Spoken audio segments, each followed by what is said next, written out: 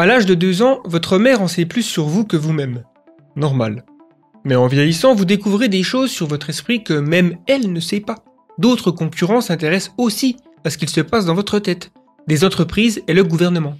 Et ils possèdent de plus en plus d'outils pour le faire. Amazon saura bientôt quand vous aurez besoin d'ampoules juste avant qu'elles ne s'éteignent. YouTube sait comment vous inciter à cliquer sur cette énième vidéo complotiste, même s'il est dans votre intérêt de vous arrêter. Un annonceur, à l'avenir, pourrait connaître vos préférences sexuelles avant qu'elles ne soient claires pour vous. Et ils les connaîtront certainement avant que vous ne le disiez à votre mère.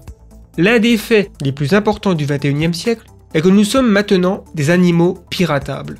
Pirater un humain, c'est comprendre ce qui se passe au niveau du corps, du cerveau, de l'esprit, afin de pouvoir prédire ce que les gens vont faire. Une fois qu'il est possible de savoir ce qu'on ressent, il est possible de prévoir nos actions et aussi manipuler et même contrôler nos comportements.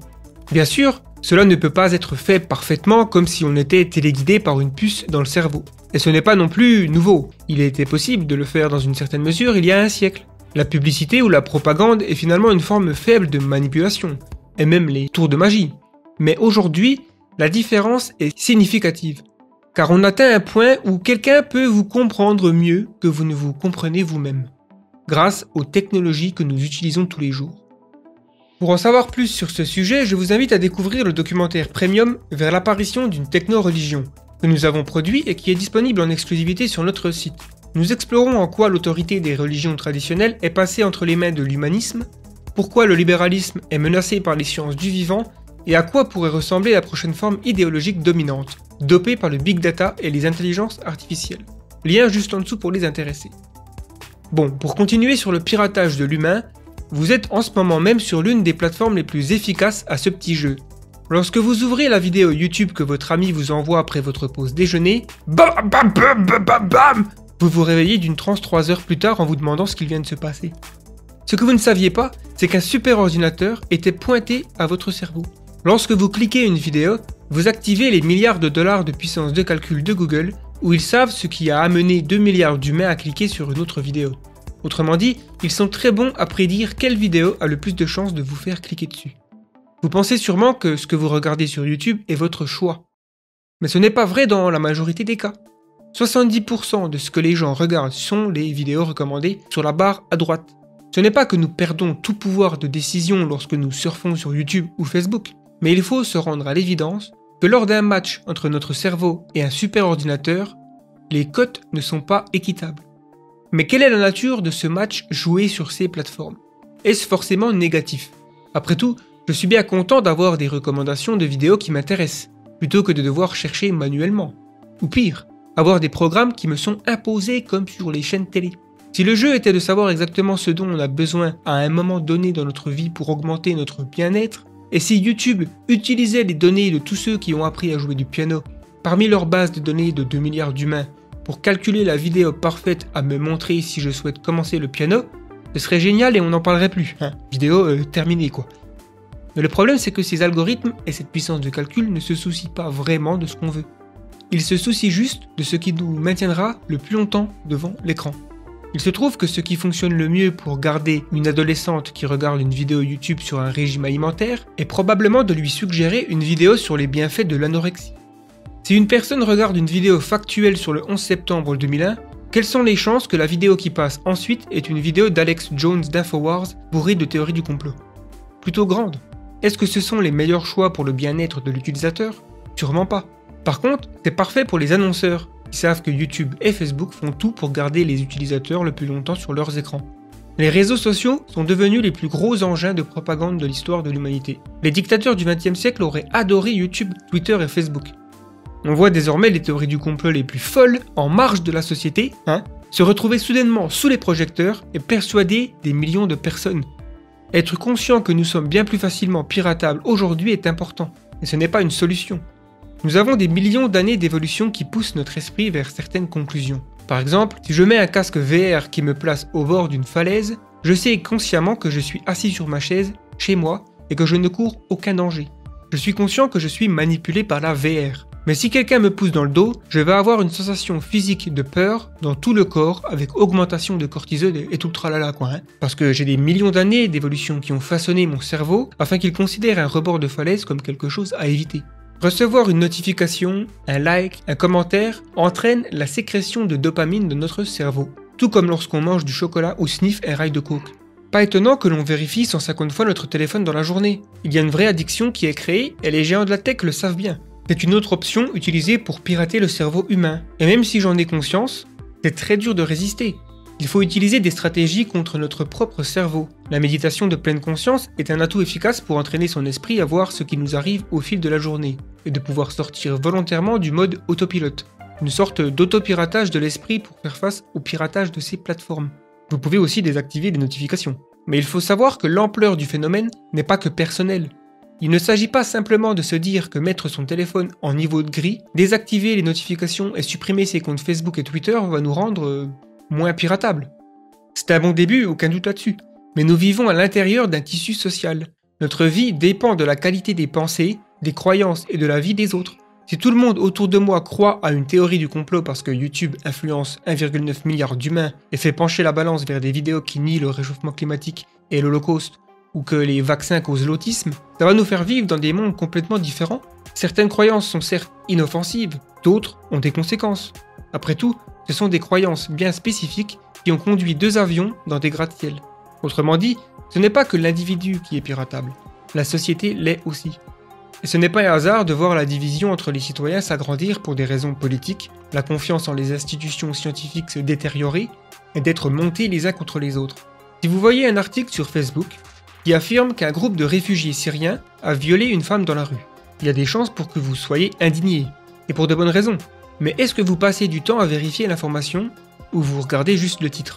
Je prends cet exemple car c'est ce qu'il s'est passé en Allemagne avant les élections en 2017. Ce qui a conduit à des manifestations de partisans d'extrême droite, pas très fans de la politique d'immigration allemande.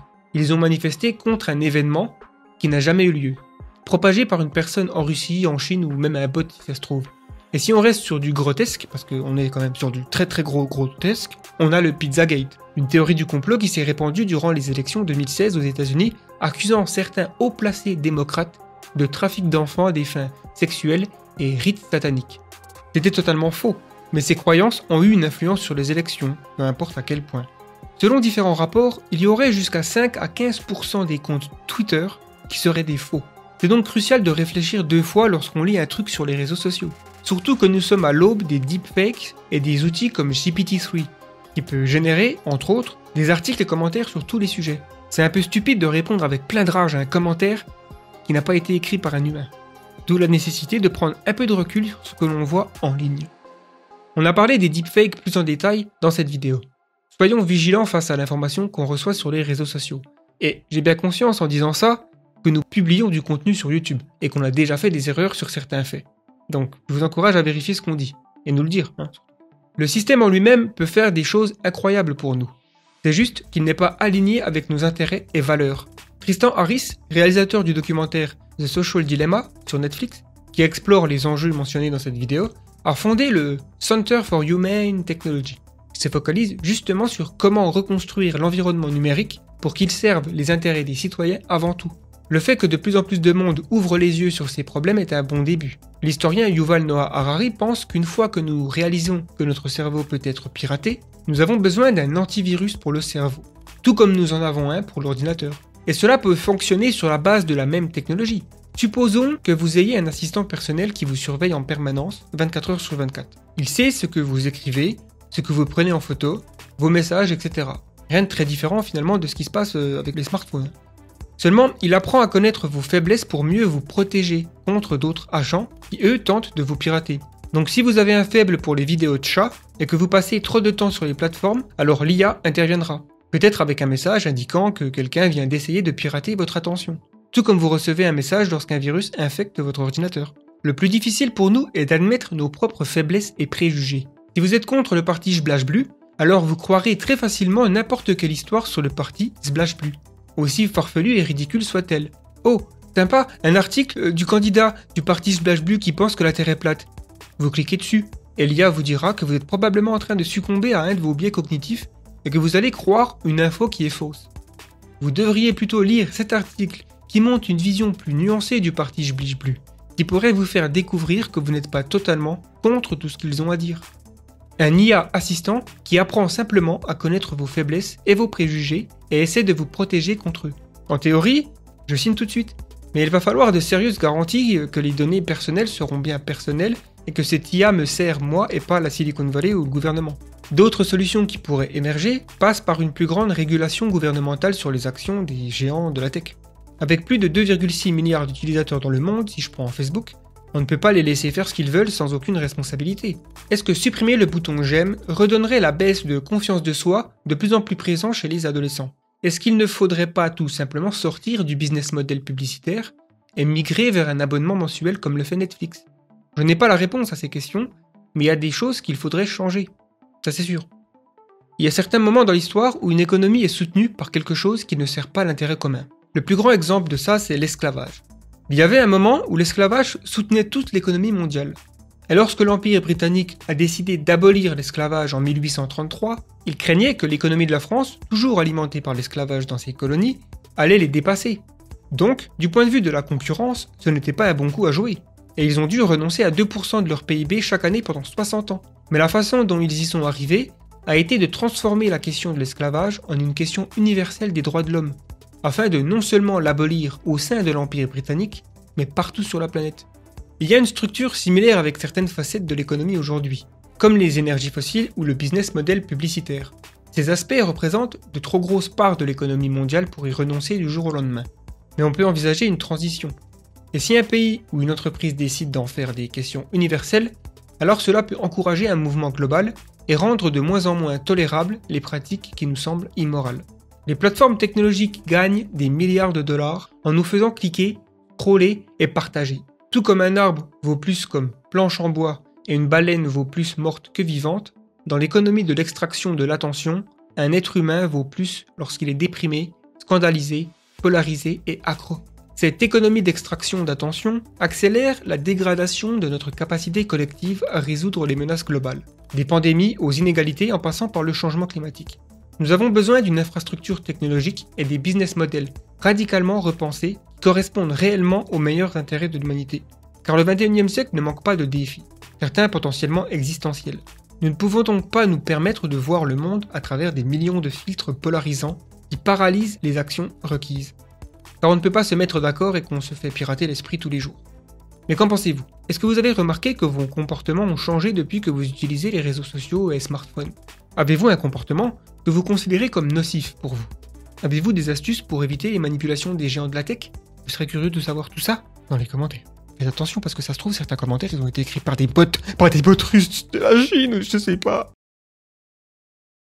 Si vous êtes nouveau sur cette chaîne, je vous invite à vous abonner pour découvrir nos prochains épisodes toujours consacrés au futur.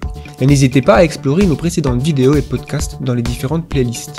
Merci de cliquer sur j'aime ou j'aime pas afin de nous rendre plus visibles aux algorithmes de YouTube, ce qui aide la chaîne à croître. Si vous avez des remarques ou un avis à donner, les commentaires sont là pour ça et vous pouvez aussi rejoindre le Discord The Flares, lien dans la description. Et enfin, sur le site the-flares.com, nous produisons du contenu exclusif premium, comme des documentaires ou des résumés audio de livres. L'avenir est une nuit noire dans laquelle nous ne pouvons pas nous permettre d'avancer aveuglément. C'était Gaëtan pour le collectif The Flares. Nous sommes vos fusées éclairantes. Nous sommes The Flares. Merci et à bientôt.